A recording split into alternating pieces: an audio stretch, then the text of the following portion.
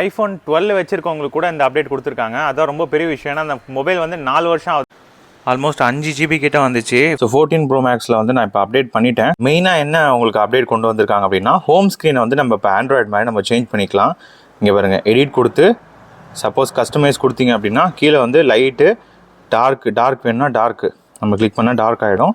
இல்லை ஆட்டோமேட்டிக் வேணால் ஆட்டோமேட்டிக்கு, இல்லை லார்ஜ் வேணால் லார்ஜ் வச்சுக்கலாம். நீங்கள் இந்த மாதிரி ஐகானை செலக்ட் பண்ணி இப்போ அந்த ஐகானை வந்து ரெக்வஸ்ட் ஃபேஸ் ஐடின்னு சொல்லிட்டு லாக் பண்ணிக்க முடியும். செலக்ட் பண்ணி இப்படி மூவ் பண்ணுறோன்னு வச்சுக்கோங்களேன். இப்போ இந்த இடத்துல வைக்கிறோம் அப்படின்னா அது கரெக்டாக இங்கே தான் போய் சேரும்.